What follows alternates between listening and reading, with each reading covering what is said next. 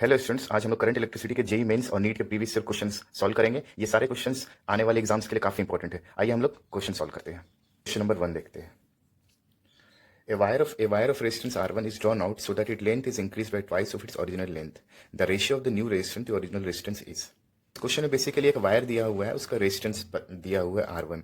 अब उस वायर को क्या कर रहे हैं ना कि उसकी जो लेंथ है ना उसको हम लोग दुगना कर दे रहे हैं। तो लेंथ को दुगना करेंगे तो रेजिस्टेंस चेंज हो जाएगा। तो जो न्यू रेजिस्टेंस होगा और जो ओरिजिनल रेजिस्टेंस है उसका रेशियो क्या होगा, हमें इस क्वेश्चन में ये बताना है। वायर का लेंथ को L मान लिए हैं, क्रॉस सेक्शन एरिया A है और रेजिस्टिविटी रो है। चूंकि दोनों सेम मटेरियल है तो इस केस में रेजिस्टिविटी सेम हो जाएगा। लेंथ हम लोग 12 कर दे रहे हैं, मीन्स वायर को हम लोग दुगना कर दे रहे हैं, तो क्रॉस सेक्शन एरिया इसका चेंज हो जाएगा। इसको हम लोग A' मान ले रहे हैं। बेसिकली जब हम लोग इस वायर को इसमें स्ट्रेच करेंगे तो हम लोग को समझ में आना चाहिए कि वॉल्यूम रिमेन्स सेम। तो इससे हम लोग का निकल जाएगा, चूंकि वॉल्यूम क्या होगा, length multiplied by cross section area. तो इसका जो ओरिजिनल लेंथ है L है दिया हुआ है, multiplied by area must be equal to 12 into A'। तो इससे मेरा A' का वैल्यू आ जाएगा A/2। तो जो मेरा रेजिस्टेंस होगा R' वो क्या हो जाएगा, rho 12 divided by A'। A' की जगह A/2 सब्सटीट्यूट करो, आएगा 4 times rho L/A, 4 times R। Ratio of new resistance divided by original resistance का वैल्यू हो जाएगा 4:1। समझ में आया बच्चों? इस क्वेश्चन को सॉल्व करने के लिए हम लोग सिंपल एक फॉर्मूला यूज कर सकते हैं। जब भी लेंथ है अगर वो n टाइम्स L से बढ़ता है तो जो रेजिस्टेंस होता है ना उसमें चेंज कितना होता है, n² का चेंज आ जाता है। कि लेंथ जो है ना वो क्या हो रहा था, ट्वाइस हो जा रहा था, तो रेजिस्टेंस क्या हो जाएगा, ट्वाइस का स्क्वायर इंटू R यानी कि 4R हो जाएगा। तो ये मेरा एक शॉर्ट तरीका है जो कि हम लोग डायरेक्टली फॉर्मूला के तौर पे यूज कर सकते हैं। क्वेश्चन नंबर 2, इस क्वेश्चन में एक सर्किट दिया हुआ है, हम लोग को इक्विवेलेंट रेजिस्टेंस बनाना है। जो क्वेश्चन है ये व्हीटस्टोन ब्रिज है, लेकिन इस क्वेश्चन को बहुत स्टूडेंट कंफ्यूज करते हैं कि कैसे व्हीटस्टोन ब्रिज ड्रॉ करना है। देखिए स्टूडेंट, क्वेश्चन नंबर 2 के लिए हम लोगों ने क्या किया है, सर्किट को रिड्रॉ कर लिया है। स्टूडेंट्स यहाँ पे एक सिंपल बेसिक कॉन्सेप्ट लगेगा। जैसे कोई एक वायर है, अगर वायर के बीच में कोई एक रेजिस्टेंस आ जाता है तो ये पॉइंट और ये पॉइंट का पोटेंशियल अलग होगा। यानी कि अगर ये पॉइंट सी है तो इस पॉइंट को हम लोग को डी मानना पड़ेगा। और उसी तरीके से एक मान लेते हैं एक वायर है और अगर यहाँ पे कोई रेजिस्टेंस नहीं है तो ये जो सारे जो पॉइंट्स होंगे ना वो सेम पोटेंशियल पे होंगे। यानी ये सी पॉइंट है तो ये भी सी पॉइंट हो जाएगा। कॉन्सेप्ट्स को यूज करके हम लोग क्या करेंगे, हम लोग ये जो नोड है ना इसको डी बोलेंगे। अब चूंकि ये नोड और ये नोड के बीच में एक रेजिस्टेंस है तो ये नोड का पोटेंशियल इससे अलग है, यानी कि ये पॉइंट को अलग नाम देना पड़ेगा। तो इस पॉइंट को हम लोग ने सी बोल दिया। सिमिलरली ये ए पॉइंट है तो ये भी ए हो जाएगा और ये बी पॉइंट है तो ये भी बी हो जाएगा। अब इस सर्किट को हम लोग इस फॉर्म में कन्वर्ट करेंगे व्हीटस्टोन ब्रिज में। ए और बी के अराउंड हम लोग को इक्विवेलेंट रेजिस्टेंस निकालना है, तो ए और बी को हम लोग हॉरिजॉन्टल रख दो, सी और डी को हम लोग वर्टिकल रख दो। अब यहाँ पे चेक करो कि कहाँ कहाँ पे किस किस टर्मिनल किस किस नोड्स के बीच में क्या क्या रेजिस्टेंस है। अब देखो बच्चों, ए और डी के बीच में आर रेजिस्टेंस है तो ए और डी के बीच में आर रेजिस्टेंस यहाँ सब्सटीट्यूट कर दो। ए और सी के बीच में 2R है तो ए और सी के बीच में 2R कर दिए। बी और सी के बीच में 6R है तो बी और सी के बीच में 6R कर दिए। बी और डी के बीच में 3R है तो हम लोग यहाँ पे 3R लिख दिए। सी और डी के बीच में 9R है, सी और डी के बीच में हम लोग 9R कर दिए। देखो बच्चों, अब ये जो मेरा सर्किट है ये व्हीटस्टोन ब्रिज में कन्वर्ट हो गया। इसका जो अपोजिट आर्म के जो रेजिस्टेंस का मल्टीप्लिकेशन करेंगे तो 2R इंटू 3R 6R²। कि दोनों जो अपोजिट आर्म के जो रेजिस्टेंस उसका मल्टीप्लाई कर रहे हैं तो वो सेम आ रहा है, 6R², यानी ये जो ब्रिज है वो बैलेंस्ड है। यानी कि इसका मतलब है कि ये जो सी और डी के बीच में कोई करंट फ्लो नहीं कर रहा है, यानी कि ये जो 9R रेजिस्टेंस इसको हम लोग रिमूव कर सकते हैं सर्किट से। इसको रिमूव करने के बाद तुम्हें दिखेगा कि 2R और 6R है ये सीरीज में है और ये R और 3R ये सीरीज में है। इसका नेट रेजिस्टेंस हो जाएगा 8R और ये R और 3R जो है ये भी सीरीज में है, इसका नेट रेजिस्टेंस है 4R। बेसिकली ये सर्किट अब मेरा इस फॉर्म में कन्वर्ट हो जाएगा कि ए और बी जो पॉइंट है उसके बीच में एक रेजिस्टेंस है वो उसका वैल्यू है 8R और जो दूसरा रेजिस्टेंस है उसका वैल्यू है 4R। तो मेरा इक्विवेलेंट रेजिस्टेंस कितना हो जाएगा, तो 1/R इक्विवेलेंट। अब ये दोनों कॉम्बिनेशन क्या है, दोनों पैरेलल में है, तो 1/8R प्लस 1/4R। इसको सॉल्व करने पे इससे मेरा R इक्विवेलेंट जो आ जाएगा 8/3R आ जाएगा। समझ में आया बच्चों? नंबर 3 में हम लोग को इक्विवेलेंट रेजिस्टेंस निकालना है between point A and B. ये भी सिमिलर क्वेश्चन है क्वेश्चन नंबर 2 के ही तरह, पर यहाँ पे एक डिफरेंस ये है कि यहाँ पे एक रेजिस्टेंस दिया हुआ है और यहाँ पे कोई रेजिस्टेंस नहीं है। इस वायर में कोई रेजिस्टेंस नहीं दिया हुआ है, यानी कि ये जो वायर है ना, इस वायर के सारे पॉइंट जो होंगे ना वो सेम पोटेंशियल पे होंगे। यानी कि ये अगर पॉइंट बी है तो ये पॉइंट बी होगा। उसी तरीके से ये पॉइंट अगर ए है, चूंकि इस वायर में भी कोई रेजिस्टेंस नहीं दिया हुआ है, यानी ये जो पॉइंट है ये सारे पॉइंट सेम पोटेंशियल पे, यानी कि ये पॉइंट अगर ए है तो ये पॉइंट भी मेरा ए हो जाएगा। समझ में आया? हम लोग इस सर्किट को रीअरेंज करते हैं तो ए और बी के बीच में 20 ओम रेजिस्टेंस है तो 20 ओम रेजिस्टेंस हम लोग ने यहाँ लिख दिया, ये मेरा हो गया। उसी तरीके से ए और बी के बीच में एक और 20 ओम का रेजिस्टेंस है तो ए और बी के बीच में एक और 20 ओम का रेजिस्टेंस हम लोग ने पुट कर दिया। ए और बी के बीच में 10 ओम भी है तो ए और बी के बीच में 10 ओम भी है, ये हम लोगों ने पुट कर दिया। जो तीनों रेजिस्टेंस है ये पैरेलल में है, नेट इक्विवेलेंट रेजिस्टेंस हो जाएगा 1 by R equivalent is equal to 1/20 plus 1/20 plus 1/10। इसको फर्दर सॉल्व करोगे तो मेरा आर इक्विवेलेंट का वैल्यू आ जाएगा 5 किलो ओम। तो मेरा question number 4, aluminium wire is stretched to make its length 0.4% larger, the percentage change in resistance will be. तो वायर है उसका रेजिस्टेंस आर है और इसका जो लेंथ है ना वो एल दिया हुआ है। इसका जो लेंथ है ना, इसका लेंथ में डेल्टा एल का इंक्रीज हो रहा है। डेल्टा एल जो इंक्रीज हो रहा है वो परसेंटेज के टर्म्स में दिया है, तो 0.4% का इंक्रीज हो रहा है। हम लोग को बेसिकली बताना है रेजिस्टेंस में कितना का चेंज होगा। जब भी किसी वायर का अगर लेंथ चेंज हो रहा है ना या एरिया चेंज हो रहा है तो एक चीज हमेशा सेम रहेगा, जो कि वॉल्यूम जो होगा ना वायर का वो हमेशा क्या होगा, कांस्टेंट रहेगा। ये अब देखो, जो मेरा बेसिक फार्मूला आता है resistance is equal to rho L by A, कि जो वॉल्यूम होगा ना must equal to A into L होगा। रो एल, ए का वैल्यू सब्सटीट्यूट करो तो ए की जगह हम लिख सकते हैं बी अपॉन एल। तो इससे मेरा जो रेजिस्टेंस आएगा वो आएगा rho by B into L square. मेरा बेसिक फार्मूला आ गया। ये बेसिकली एरर का क्वेश्चन है। कोई परसेंटेज एरर होगा delta R by R times delta L by L होगा। क्यों? क्योंकि रेजिस्टिविटी कांस्टेंट होगा और वॉल्यूम मेरा कांस्टेंट दिया हुआ है, तो ये दोनों तो चेंज होगा नहीं। तो रेजिस्टेंस है वो सिर्फ एल पे डिपेंड करेगा। तो मेरे रेजिस्टेंस में जो परसेंटेज एरर हो रहा है वो बेसिकली ट्वाइस ऑफ लेंथ का जो परसेंटेज एरर होगा, यानी कि मेरा जो आंसर होगा 58%। समझ में आया बच्चों? क्वेश्चन नंबर 5, यहाँ पे भी एक वंस अगेन एक सर्किट दिया हुआ है। हम लोग को बताना है the total current supply to the circuit as shown in figure by the 5 volt battery. Basically इस क्वेश्चन में सबसे पहले हम लोग को क्या करना पड़ेगा, इस हम लोग को सर्किट में जो इक्विवेलेंट रेजिस्टेंस निकालना पड़ेगा। सर्किट हम लोगों ने ड्रॉ कर लिया, इस पॉइंट को ए मान लो, इस पॉइंट को बी मान लो। अब ये जो पॉइंट है ना ए, और ये पॉइंट भी ए ही होगा। क्यों? पॉइंट के बीच में कोई भी रेजिस्टेंस नहीं, यानी दोनों सेम पोटेंशियल। तो इसको ए बोल दिया तो इसको भी ए बोल दिया। पहले इस पॉइंट को हम लोग सी बोल देते हैं। ए और बी है ना, ए और बी के बीच में ना दो रेजिस्टेंस, एक 5 ओम और एक 5 ओम, और ये दोनों क्या है, दोनों पैरेलल कंडीशन में। देखो बच्चों, इस सर्किट को हम लोगों ने यहाँ पे रीड्रॉ कर दिया है। अब देखो बी और सी के बीच में एक रेजिस्टेंस है 2.5 ओम, तो यहाँ हम लोग ने ऐड कर दिया है। ए और बी के बीच में दो रेजिस्टेंस है 5 ओम का, दोनों पैरेलल है, तो हम लोग ने यहाँ जोड़ दिया। ए और सी के बीच में 5 ओम है, हम लोग ने यहाँ रख दिया। और ए और सी के बीच में एक बैटरी है, हम लोग ने यहाँ बैटरी रख दिया। Resistance between point A and C क्या होगा, तो ये 5 और 5 ओम क्या है, दोनों पैरेलल है आपस में, तो इन दोनों का इक्वल रेजिस्टेंस हो जाएगा 5/2 यानी 2.5 ओम। और ये जो 2.5 ओम ये है, इसके साथ ये सीरीज में है, तो इन दोनों को जोड़ दिए तो नेट रेजिस्टेंस मेरा आया 5 ओम। अब देखो इस सर्किट को हमने यहाँ रीड्रॉ कर लिया, तो ये 5 ओम, ये 5 ओम। अब ये दोनों क्या है, ये दोनों पैरेलल में है, तो इन दोनों पैरेलल कॉम्बिनेशन के कारण जो नेट इक्विवेलेंट रेजिस्टेंस हो जाएगा सर्किट का वो हो जाएगा 5/2 यानी कि 2.5 ओम। करंट बेसिकली हो जाएगा जो 5 वोल्ट है डिवाइडेड बाई जो नेट रेजिस्टेंस आया 2.5 ओम। इससे मेरा जो करंट आ जाएगा वो आ जाएगा 2 एम्पियर। समझ में आया बच्चों ये क्वेश्चन? तो नेक्स्ट क्वेश्चन देखते हैं। Two cells of same EMF but different internal resistance R1 and R2 are connected in series with a resistance R. The value of the resistance R for which the potential difference across second cell is 0 is। देखिए student, circuit को हमने draw कर लिया है। ये दो मेरा battery है, इन दोनों का सेम EMF है, इसको हम लोग कैपिटल ई मान लेते हैं। दोनों का अलग अलग रेजिस्टेंस R1 और R2 है, इसको हम लोगों ने कैपिटल R एक रेजिस्टेंस के साथ कनेक्ट कर दिया है। अब जब हम इसको बैटरी से कनेक्ट करेंगे तो ऑब्वियस बात है कुछ करंट सप्लाई करेगा ये सर्किट में। जो करंट का मेरा वैल्यू हो जाएगा, तो नेट EMF इसका सर्किट का है 2E, और जो नेट रेजिस्टेंस है वो है R1 R2, ये तीनों सीरीज में है, तो बेसिकली हो जाएगा R1 plus R2 plus R। तो ये बेसिकली मेरा नेट करंट फ्लो करेगा सर्किट में। तो बैटरी है ना, सेकंड बैटरी, उसके क्रॉस पोटेंशियल डिफरेंस 0 हो जा रहा है, यानी कि कहने का मतलब क्या है, VA minus VB must be equal to 0 होना चाहिए। हम लोगों ने यहाँ पे फिर से ड्रॉ कर लिया है। अब यहाँ पे हमें यहाँ पे किरचॉफ लॉ लगाना पड़ेगा। तो बेसिकली इस पॉइंट से इस पॉइंट की तरफ हम लोग जाएंगे और किरचॉफ लॉ लगाएंगे। तो क्या, तो किरचॉफ लॉ लगाएंगे तो मेरे को ये दिखना चाहिए कि VA minus E plus IR2 must be equal to VB, क्योंकि इस पॉइंट का पोटेंशियल VB है।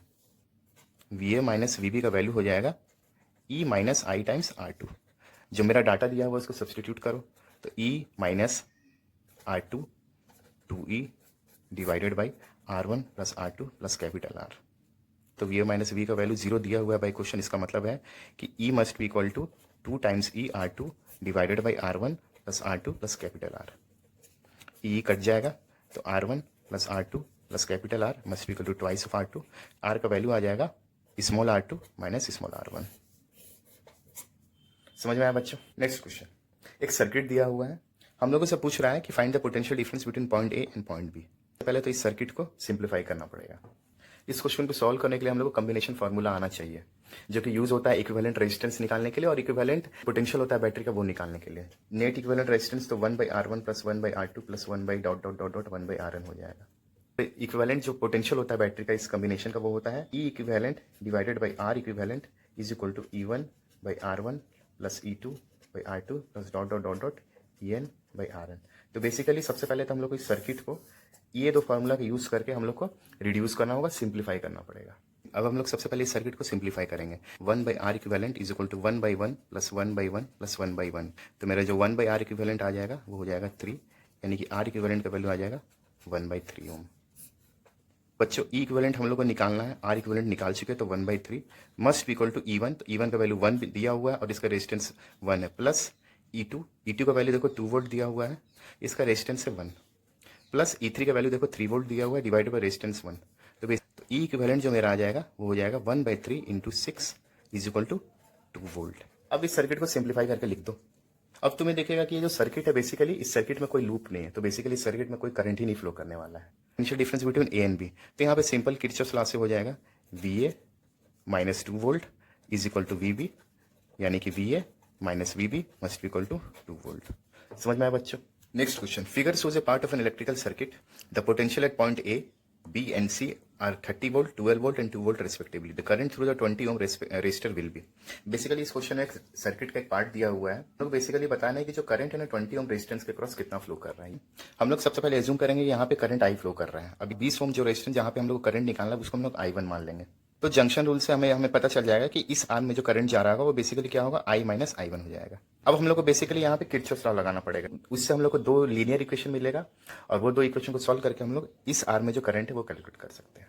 तो बच्चे अब हम लोग इस आर्म में किरचॉफ लॉ लगाएंगे कि VA minus 10I minus 20I1 must be equal to VB। 30 minus 10I minus 20I1 must be equal to 12 volt.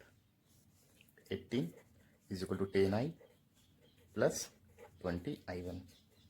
First equation. इस सर्किट के नीचे वाले हाथ में किरचॉफ लॉ लगाएंगे। VA minus 10I minus 30I minus I1 is equal to VC।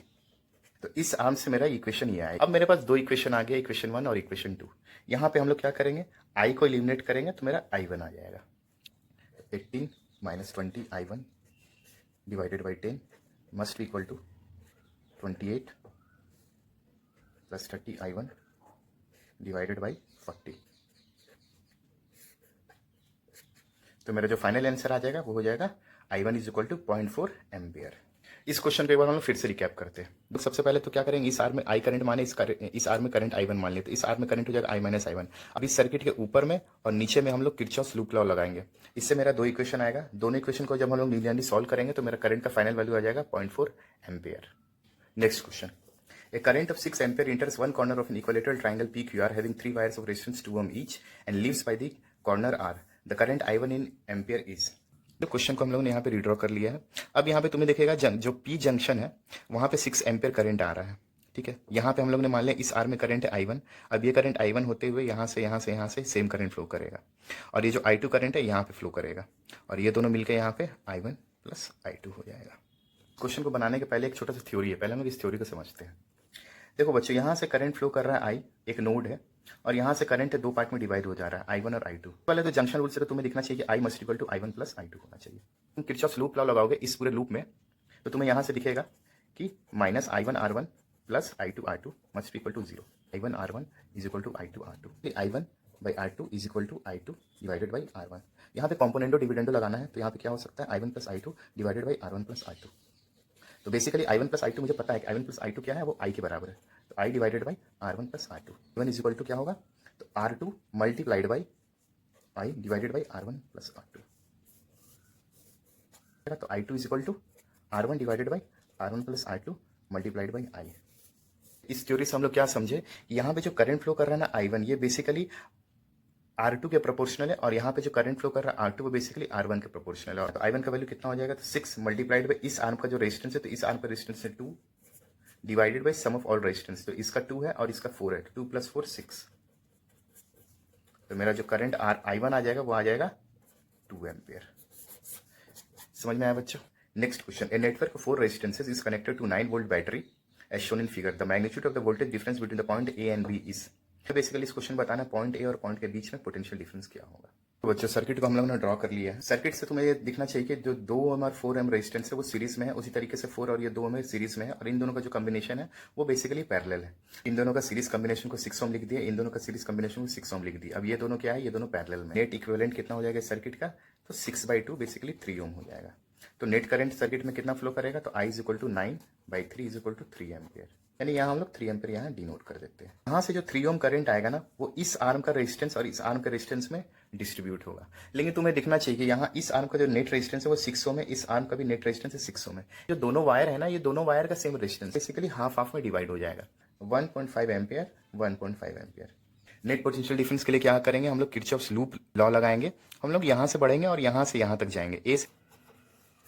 तो applying Kirchhoff's loop rule, VA minus 1.5 into 4 plus 1.5 into 2 must equal to VB। VA minus 6 plus 3 is equal to VB। तो इससे मेरा VA minus VB का जो value आ जाएगा वो हो जाएगा 3 वोल्ट। समझ में आया बच्चों? अच्छा, किरचॉफ्स लूप जब भी हम लोग लगाएंगे, तो जब भी हम लोग करंट के अलॉन्ग बढ़ते हैं तो वोल्टेज ड्रॉप को हम लोग निगेटिव में लेंगे, और जब भी तुम लोग करंट के अगेंस्ट बढ़ोगे तो वोल्टेज ड्रॉप को पॉजिटिव लेना है। बच्चों, हम लोग नेक्स्ट क्वेश्चन देखते हैं। इस क्वेश्चन में एक सर्किट दिया हुआ है। सर्किट में यहाँ पे A का वोल्टेज दिया हुआ है, B का वोल्टेज दिया हुआ है, और ये जो पॉइंट है इसको ग्राउंडेड किया हुआ है। अब यहाँ पे एक स्विच है। स्विच को जब हम लोग क्लोज करेंगे तो कुछ ना कुछ करंट फ्लो करने लगेगा ना। इस पॉइंट का चूंकि कोई पोटेंशियल नहीं दिया हुआ है, तो इस पॉइंट का हम लोग पोटेंशियल मान ले रहे हैं VC। अब अगर वायर के बीच में पोटेंशियल डिफरेंस होगा तो कुछ ना कुछ करंट फ्लो करेगा। एट जंक्शन सी पॉइंट पे नेट करंट कितना इंटर कर रहा है, तो नेट करंट इंटर कर रहा है I1 plus I2 which must be equal to I। तो I1 का वैल्यू हो जाएगा VC minus 20 net potential difference divided by इसका नेट रेजिस्टेंस, तो 2। उसी तरीके से I2 का कितना वैल्यू हो जाएगा, I2 का वैल्यू हो जाएगा VC minus 10 divided by 4। I का वैल्यू हो जाएगा 0 माइनस VC डिवाइडेड बाई 2 ओम। अब इन तीनों को हम लोग इसमें सब्सटीट्यूट करेंगे। सब्सटीट्यूट करने के बाद क्या आएगा, तो VC minus 20 by 2 plus VC minus 10 by 4 must equal to minus VC by 2।